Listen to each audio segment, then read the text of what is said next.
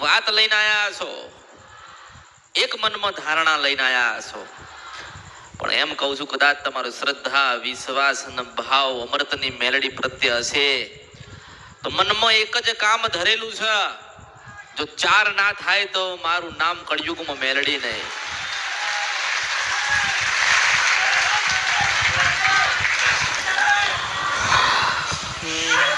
ઘરમાં કોઈ માને કે ના માને,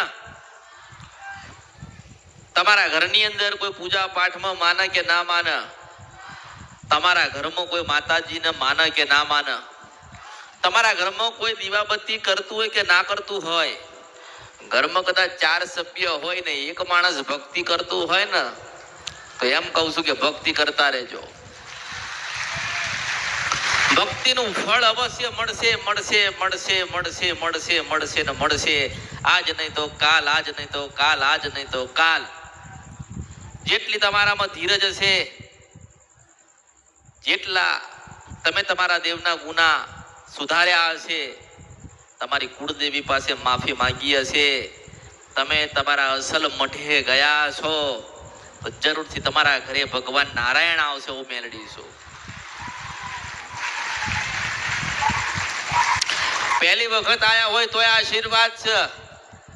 અને એમ કહું છું કે જેને જેને મારા દુર્લભ દર્શન કર્યા, જેને મારી વાતો સાંભળી, દેવ દુઃખના સમાધાન હું કેવી રીતે કરું છું એક વખત જાણી જાય કે અમૃતની મેલડી કંઈક દુર્લભ છે ને એક બતાવે છે એવું કળિયુગમાં કોઈ બતાવી શકતો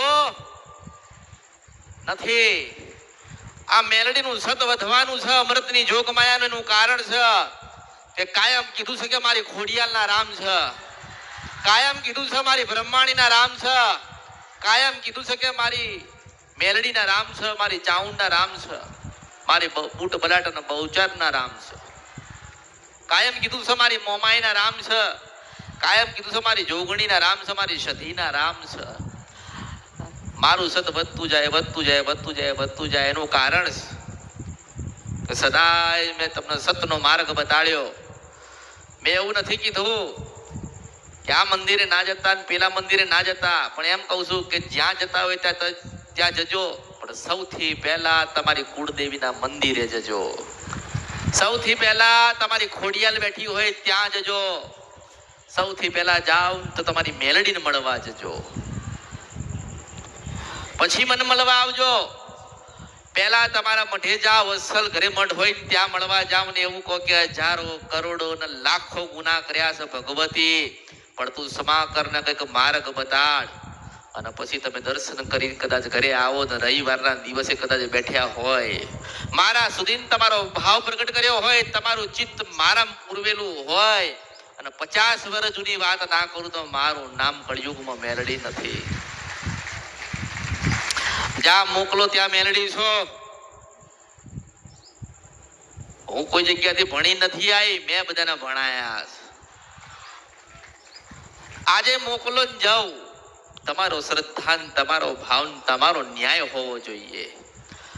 પછી બાજુવાળાના ઝઘડો થયો હોય એક નાની વાતે સાધન મૂકવામાં કદાચ ઝઘડો થયો હોય, તમે એવું કહો કે મારી અમૃતની મેલડી જોશે, તો હું એવી રીતે જોતી નથી.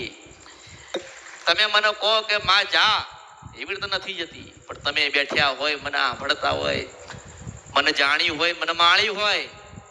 માતાજી કોને કહેવાય? દેવી શક્તિ આ કળિયુગમાં શું છે? અમૃતની મેલડી કોને કહેવાય? મેલડી બધી જગ્યાએ સરખી નથી.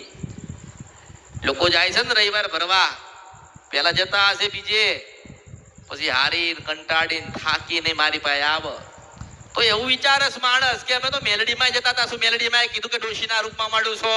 એ ના કે અમૃતની મેલડી ગાશે આજ નહીં આજ 100 વર્ષ થાય તો હું કહીશ. કોઈ કીધું જાઓ કોઈક સંપ્રદાયમાં જાઓ. હું કહું છું કે કોઈ સંપ્રદાયમાં કોઈ જતું હોય ને તો તમે ત્યાં જઈને એમને વાત કરો કે અમારી માના દર્શન કરવા છે. કોઈક મંદિરે જતા હોય ને ત્યાં તમે પ્રશ્ન કરો કે અમારી માને અમારે જોવી છે, અમારી માને મને સાંભળવી છે ને અમારી માન સાથે અમારે કંઈક 2 વાતો કરવી, કંઈક માર્ગ બતાડો ને તો નહીં બતાવી શકે, કારણ કે એમની મર્યાદા પૂરી થાય.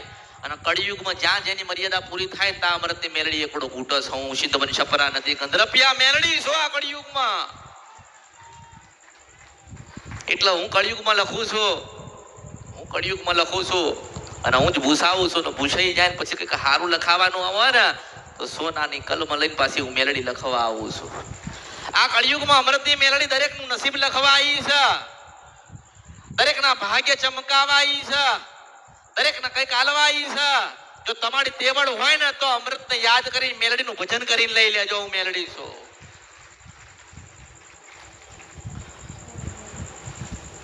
તમને માગતા આવડવું જોઈએ, તમને માગતા આવડવું જોઈએ.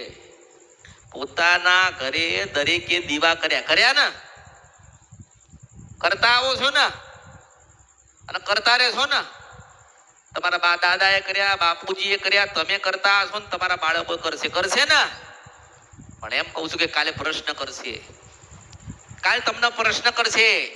આ સ્ત્રીઓને પ્રશ્ન કરશે. જ્યારે ડોશીઓ થશે ને ત્યારે તમારા દીકરા પ્રશ્ન કરશે કે હે દાદી આ ખોડિયાલમાં કોણ છે? તાર તમારે કહેવાનું કે તારા દાદા હતા ને.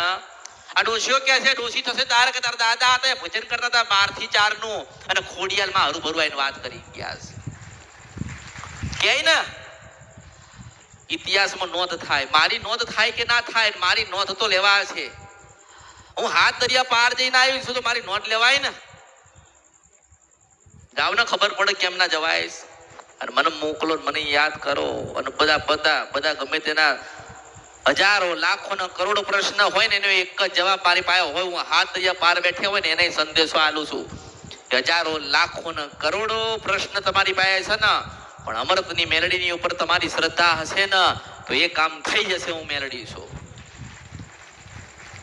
કે તમારે ટિકિટ લેવી પડે, તમારે પૈસા ભરવા પડે, તમારે કોઈકને સવાલ જવાબ કરવા પડે. હું તો અહીંથી ઉડી એટલે ત્યાંથી ભડાકો કરી પાછી નીકળી જવું. એ સિંધવન છપરા નદીને કંદરપિયા મેલડી છો.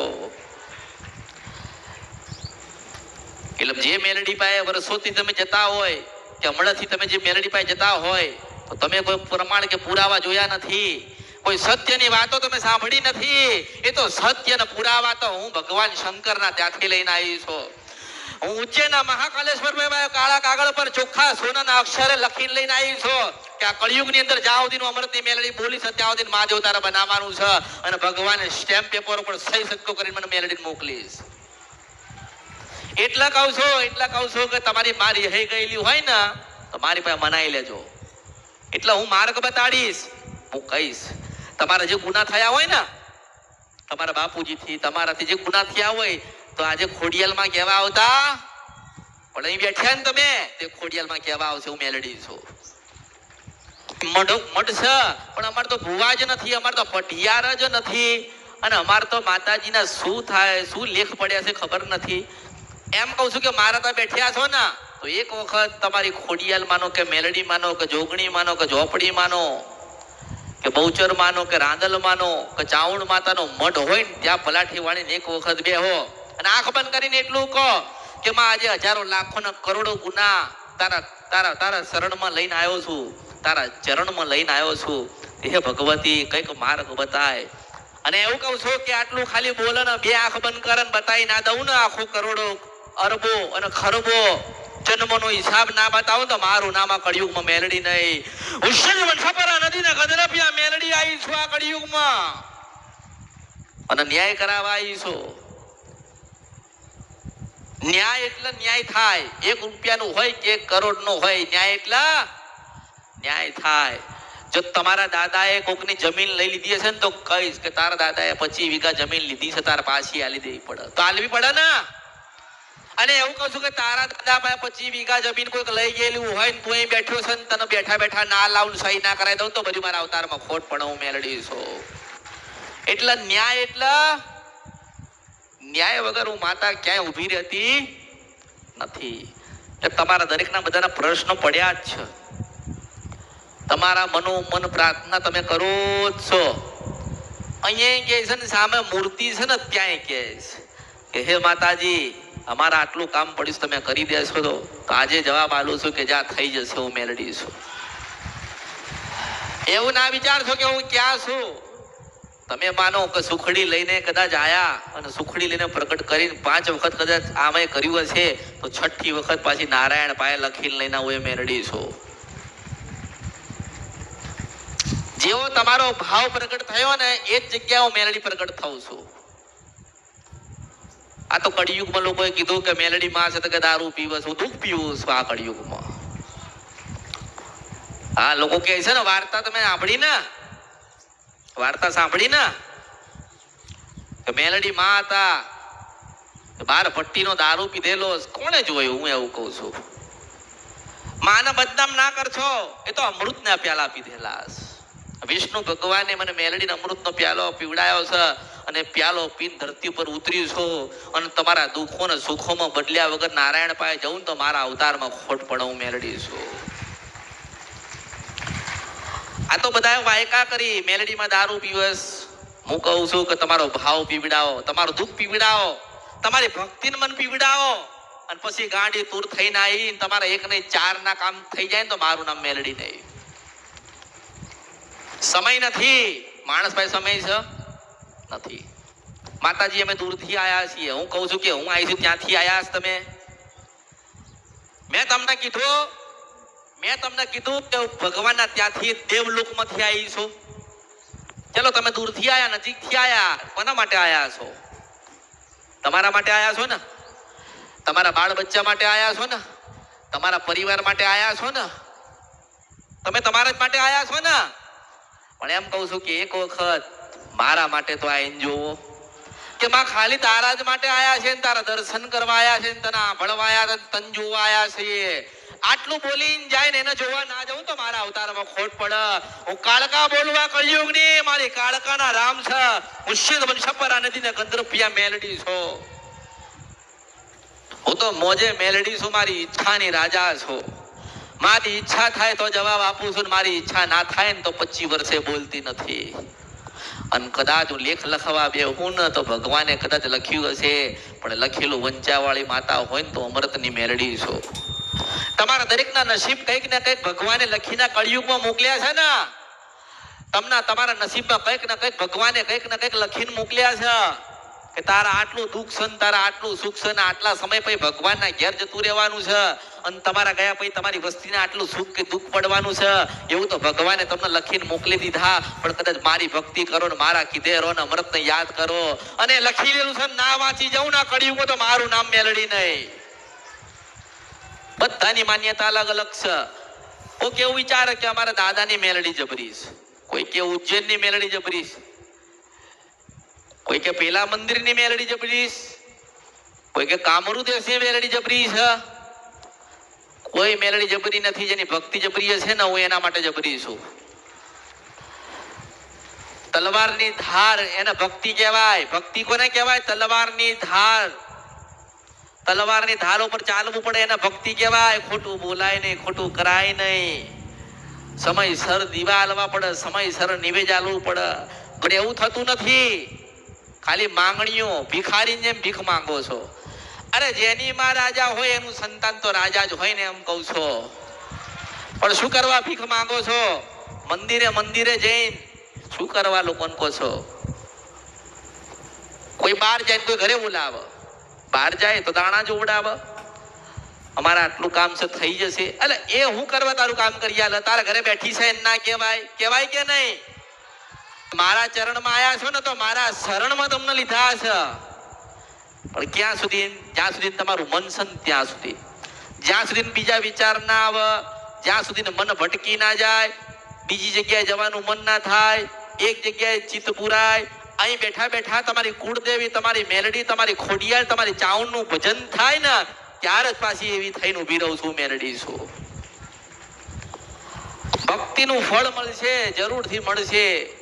મારી કરીએ છે તો હું ફળ આલ્યા વગર રહીશ નહીં. પણ માગશો નહીં, ભિખારી બની ના આવશો, રાજા દાતાર બની ના આવું. દાતાર મેલડી છું કળિયુગમાં. મેં કોઈને નથી કીધું કે ના તું આવ્યો છે ને તારું કામ નહીં થાય. મેં કીધું કોઈને? મેં કીધું કોઈને કે જા તારા ઘરે દીકરો કે દીકરી નહીં થાય? મેં કીધું કોઈને?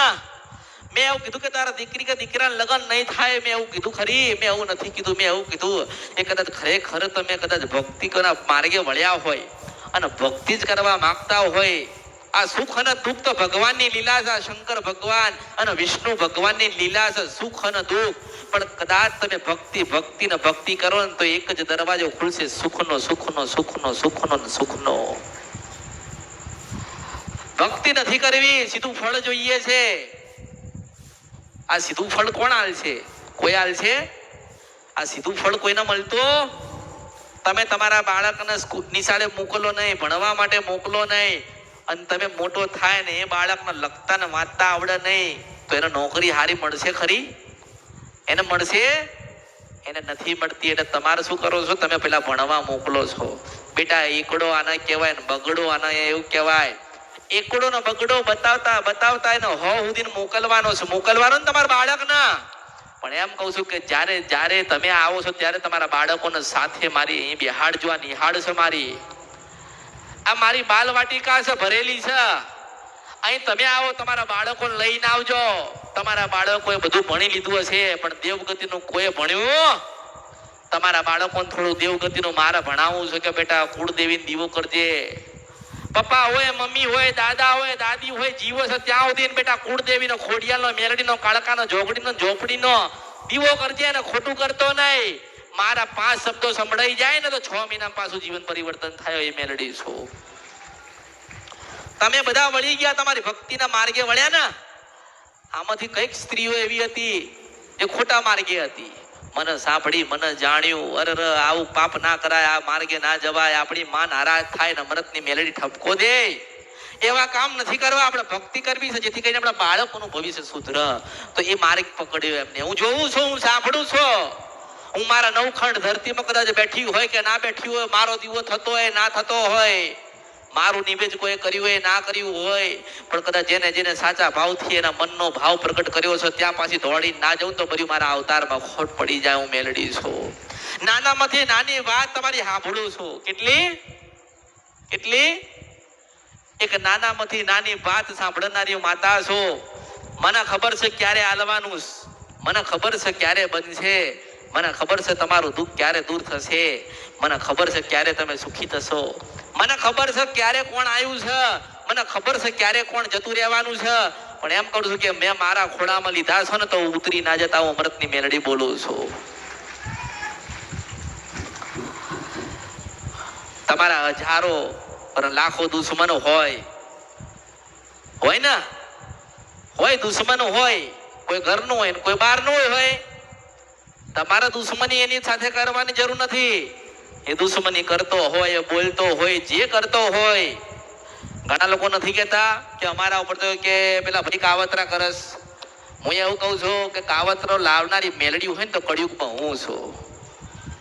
હા, એની રચના કરો તે મેલડી છું. કાવતરું આ તમે દુનિયામાં ફરો, ગમે ત્યાં કોઈ એવું કહે ને કે કાવતરું થયું છે, પૂછો ને હા તો એમ જ કે મેલડી આવીશ.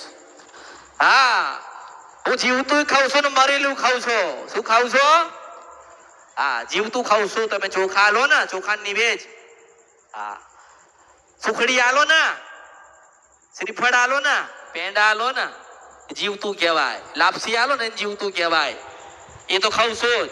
પણ સ્મશાન ની અંદર કદાચ કોઈ મળદા લઈને આવે ને, હજારો કરોડો લાખો પાપ હોય ને તો પાછી એના આશીર્વાદ આલીને ભગવાનના ધામમાં મોકલું છું. મેલડી છું. એટલે જીવતાના તો આશીર્વાદ આલું છું, પણ મર્યા પછી કદાચ આશીર્વાદ આલતી હોય ને કળિયુગમાં તો એક જ છે, શંકર ભગવાનની મેલડી બોલું છું. આ કળિયુગમાં કદાચ જીવતા જીવતો તમને માર્ગ તમારા ગુરુએ